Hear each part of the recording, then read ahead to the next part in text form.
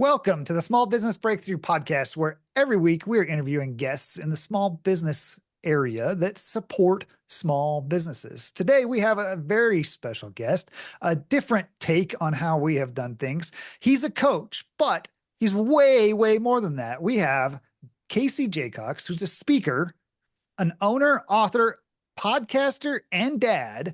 And we're going to dive into Casey's story and learn a lot more about all of the details, especially around his book and his podcast. Casey, welcome to the podcast.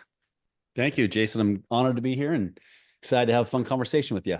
Yeah. So I was going through your LinkedIn profile and as in researching and looking, you made a leap and then you went on a sabbatical. Then right before COVID hit, you decided to start your own coaching and consulting and write your book, I believe, if I'm not mistaken. Let's Perfect dive in. time, right? Like it was perfect time. It's the best time. So what, how was that? Let's just kind of dive into the conversation and say, like, what gave the crazy idea? And then like, what were you feeling when 2 months into this whole start, you were like, uh-oh, the whole world just shut down? I never had that feeling. Believe it or not. I corporate guy for 20 years. And I started my sales career during the .com crash and right at the end of Y2K. So all I know is the world's ending, Jason. I went through 2008, the financial crisis. Oh, the world was going to end. Oh my God. No, I didn't. I went through 2013 and 14 when there were some other shakeups in the world that thought the world was going to end. It didn't. 2016, 17, I was a part of one of the biggest deals in my company history. 3 months later, the thing fell apart. World still kept going. So when 2020 happened and I wrote the book, Win the Relationship, Not the Deal, and started the podcast, Quarterback Dadcast, launched those in January of 2020. We get shut down 2 months later. I've always lived below my means, meaning that I never wanted to close a deal to make a house payment. I always just save, we're fiscally responsible, save. And so my mind, when I left and then wanted to do this, I didn't know I was getting into coaching and speaking until actually a year later.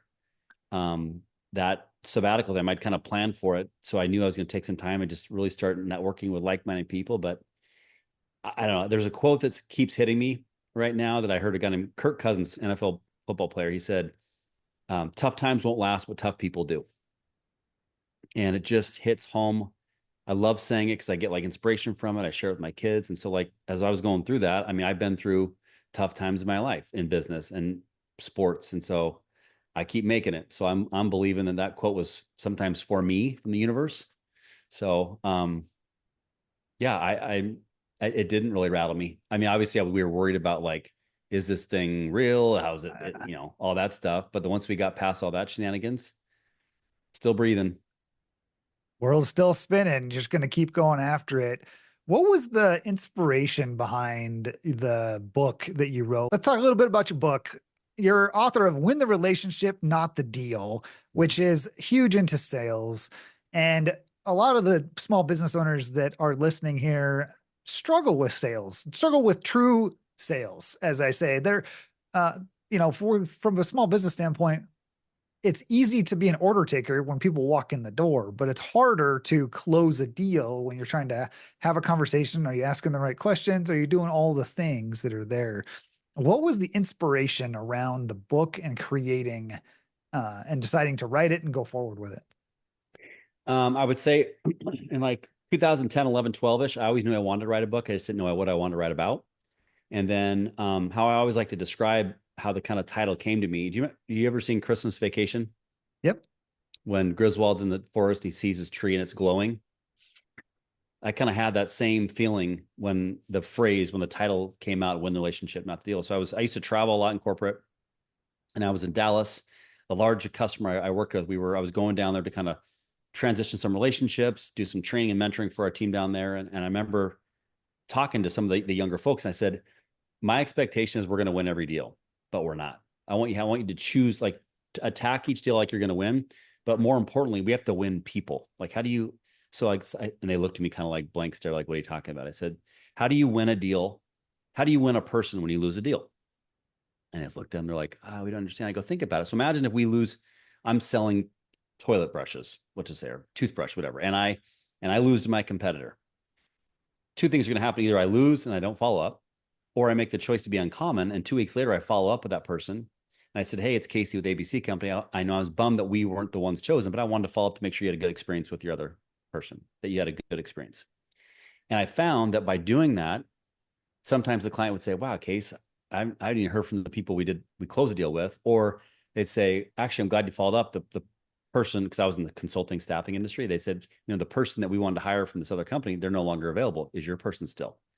So I would pick up like low hanging fruit just by following up, which I didn't realize was uncommon, but it was. And so when I told this back to the team, I'd say, guys, we have to win the relationship, not the deal. Yeah. And right when I said that, I was like, that's it. I knew it. I felt it. And I wrote the book for really 4 sets of people. I wrote it for the person right out of college that's being told by his or her boss to build relationships, but they don't know how. I wrote it for someone who's stuck, probably 30 years old or older, that's maybe had a little bit of success in sales, but forgot the fundamentals to be successful. I wrote it for an executive who says, wow, this guy had a pretty good career, and he only wrote about these 6 things. Well, that seems pretty easy to do. I want him to teach my company that. And then lastly, I wrote it for colleges and universities to hopefully teach some emotional intelligence-based learning versus science. Because my work, I feel like it's more art-based. And I get a lot of people ask me, hey, when are you gonna write your second book? I'm like, I got more runway with the first book still. Like that's like my passion. And it's I did the audio version of the book too. And so it's fun to have people read it, but also then listen to it. And they'll say, oh my God, you're the same dude. I'm like, that's what I strive to be. Same guy in and out. You bring out a great point in the key, really, if I'm listening to any nugget in there, the winner of that, aside from the relationship, is follow up. It's all about the follow up and following, even if you don't win the deal, which is great, and building those relationships, continuing to progress with your potential clients, and just maybe because even if you didn't make a client, you may have made a good friend. So it makes a great point. Hey, real quick, did you know that most small businesses don't actually achieve their breakthrough? And it's not because you don't care. It's all because you're trying to do it alone. That's why I created the Momentum Community, is to help you change that. I want to see you achieve the breakthrough that you've been waiting for. It's where we committed entrepreneurs come and get focused, get accountable, and finally build a business and life that you are meant for. If you want to learn more, click the link in the description below and enjoy the rest of the episode. You are a speaker. You speak on stages across the country, and that is not easy for people to do. There's a lot of people out there that would rather die than get up on a stage and talk. Mm-hmm. Did you ever struggle with anything along those, like where it was a challenge to get up on stage as you were becoming more of a public speaker? I don't want to say like, oh, it was so easy. I mean, definitely you had nerves when you first start, but I've always been in leadership roles my whole life. Whenever I mentioned that I played quarterback in college, I got to give love to Uncle Rico from Napoleon Dynamite, make fun of myself a little bit. But to me, it's about mindset, Jason. Behind me, there's a belief sign. I believe what I do matters. Someone asked me that question at age 41, and it stuck with me. Now it's part of my coaching practice, just to instill confidence, not only in my clients, but myself. I get excited now, and I think about it as like a football metaphor. So when I enter the huddle in football, I had 10 other guys looking at me like, and I was going to say, I had to call play. And if I don't say it with confidence and belief, then they're not going to believe me. And so when I step on stage, I just feel like I'm playing quarterback still. My huddle's a little bit bigger. And the things I speak about, I'm not guessing. I'm not, hey, you should try this. It's usually, or 100% of the time, it's used stories of failure and some stories of success. But I think, back to you mentioned, you said something about, closing the deal. I mean, follow-up is really, really important. And I think when I speak or when I help people like try to like think about sales differently or close deals, I never closed a deal in my life. My clients close themselves. It's my job to ask great questions and tell stories of how we've helped people before. And so if I ever feel like I'm trying to convince somebody or close them, that's my idea, not theirs. I want them convincing themselves. Either I'm going to convince them that I'm not the right fit, or I'm going to ask great questions and they're going to figure out that it's time, like I'm the solution for them. So that's really the message I like to deliver on stage. But back to the original question, I don't get nervous. I get excited.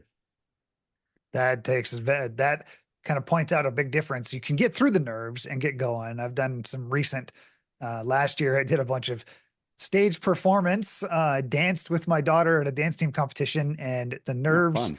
going was, it was very exciting. The adrenaline rush was crazy the first time around. The next three were a lot of fun. We had a blast with it as part of her senior year. Diving in, you're a football guy.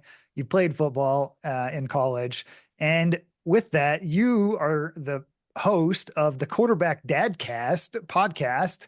Let's dive in. What was your inspiration? It sounds like you're a dad, you're a father of a couple of kids, and you are trying to inspire other fathers and other Mhm. parents out there. What was the other inspiration behind the podcast? Yeah, I wanted to do something that, I did a podcast kind of at corporate before I left, and I knew I wanted to do one, but I didn't know what. Then I realized like there's a lot of, back when I started, there was a lot of like Me Too, female driven podcasts, but I used to make the joke, there's not a lot of He Too. So it wasn't like podcasts for dads. And I was like, that might be a good little niche. And so I was thinking, I'm a quarterback, dad, quarterback's the leader of his team. A dad could be a leader of the household, and it doesn't mean he's always the one speaking. Maybe it's you got to take a back seat and the wife or the spouse speaks. Or, to me, leadership's about humility, vulnerability, and curiosity. So like I had to figure out ways to infuse those skills. And what I realized too is like, the male ego is a dangerous thing, and just any ego, but I'll pick on us dads. Sometimes we have these jobs, whether you're an executive, an NFL football player, a coach, speaker, author, teacher, whatever you do, and you think you're so important. And I like to say, dads, your kids don't care. We think they do. What they care about is, hey, can we get ice cream? Hey, can we go to Billy's house? Hey, can we watch a movie? Hey, can I get more screen time? And to me, my goal of the podcast was to interview dads, understand where they were from, what life like was growing up for them, what were some like core values they learned on the way? How are you passing that down to your kids? What's maybe an area of your dad game where you messed up that other dads at home can learn from? And the more that we have these kind of vulnerable, raw conversations, selfishly, I get free therapy out of every episode, and I learn from other dads. And so selfishly, I was like, this is a great way for me to meet other dads, learn what's working, learn some takeaways. And I've learned so much. I've interviewed 280 something dads, and we are booked right now to go into season 6 in January, and we already have episodes booked through January. And it is a massive passion. But I tell you, the one thing that surprised me, I never started a podcast as a business development tool. But it is. I'm like, I'll speak, then I'll get to know a sales leader, and then we kind of develop a relationship. And he's like, man, I want you to come coach my team. So what I'm now, but that was not the goal, and it's still not the goal. The goal is just how can I be a better dad, and how can I create platforms for us dads to be able to open up and speak, and maybe share where they shed a tear doing an AT&T commercial when they didn't want to tell anybody, or you know, just bring in realness to families. That's really what my goal.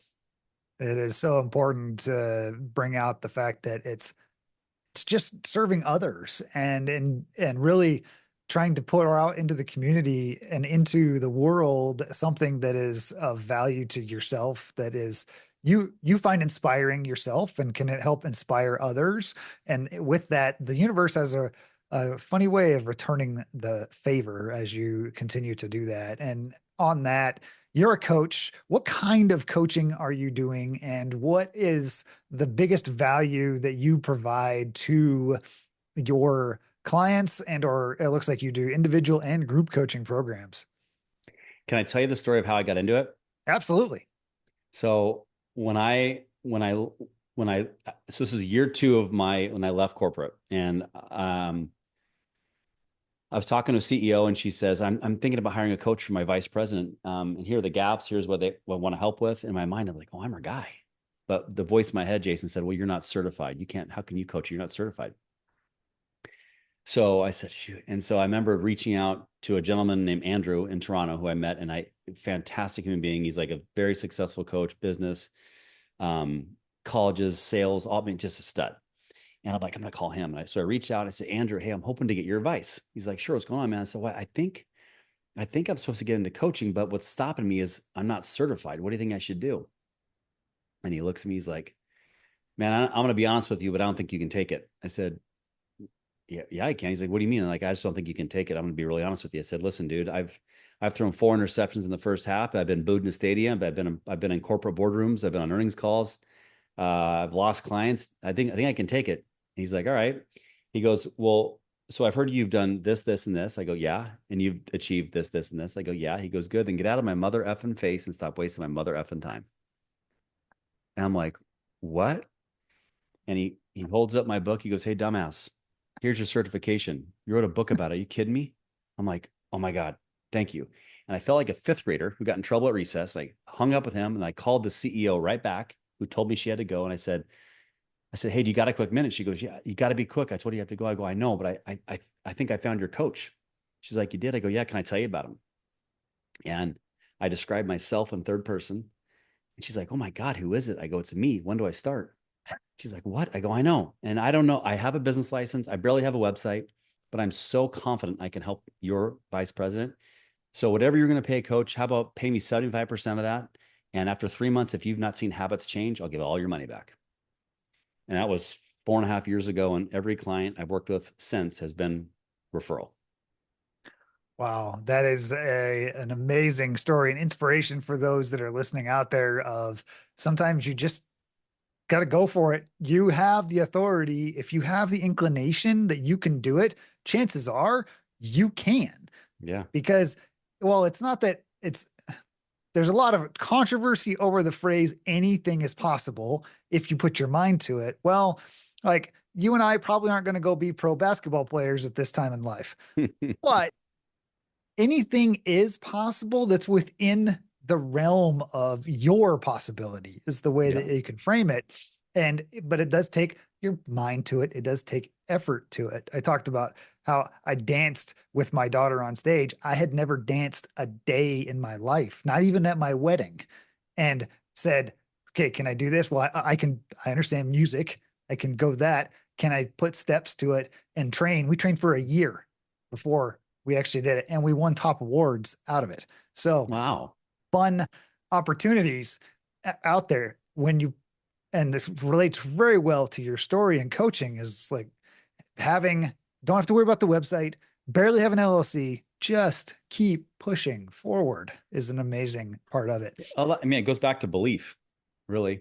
Um, but to answer your question, like what type of coaching I do, my coaching is for leaders or sales teams.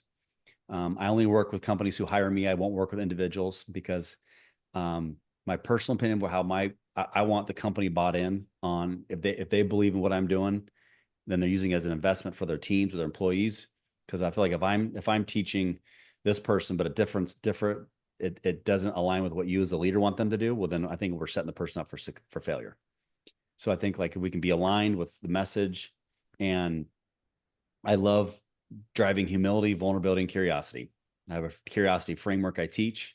The humility and vulnerability is spun around. I mean, I would say right guy, right time, right place, but I was our number 1 rep nationally at a publicly traded company, yet I still wanted to get better. I still wanted to learn. I still didn't have all the answers. I still wanted to meet other people and say like, this continuous improvement. So I think for me, when I get to coach people, I can say, let's say, for example, in the same industry I came from, it's tough for them to have ego when I'm like 4 or 5x of their business, and yet I'm still trying to get better for myself. But I don't ever lead with that. I let them figure that out for themselves, because that's what I think what great coaches do. They ask great questions, and their clients will essentially coach themselves. They have the answer in them. They just don't have the confidence to speak up.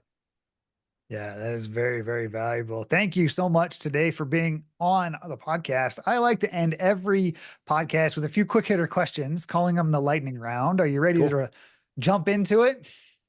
Let's go. Okay. The first one is really, really easy. Coffee or tea? Coffee. Okay. Now we go to a little bit more challenging.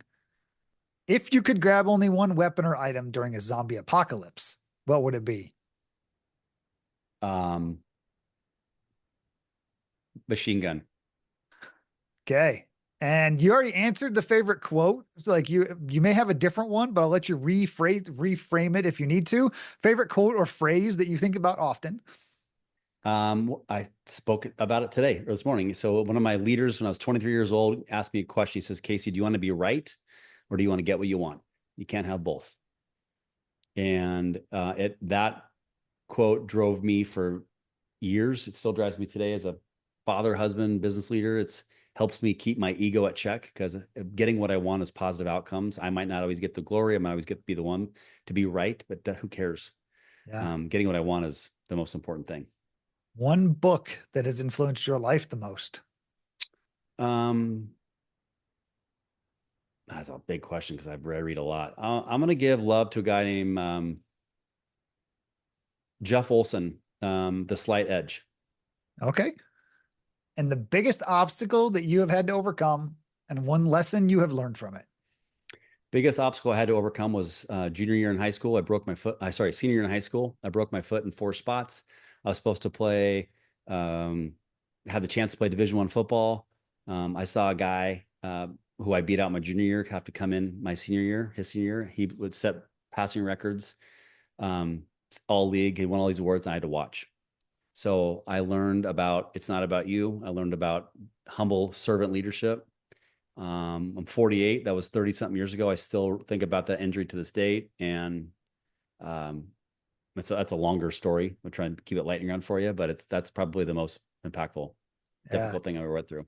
Absolutely. Big lesson learned early in life, led to great value and where you're at today. I thank you so much for being on the podcast. If our listeners want to reach out and learn more or maybe get a hold of your book, how would they do that? I think the best way is on Amazon. You also can just win the relationship, not the deal, or search for my name, Casey Jacox. My website has all those tools. There's links on there as well as the audiobook or podcast links, which is just caseyjacox.com. Excellent. And we will have all of that information in the show notes or the description if you are watching this on YouTube.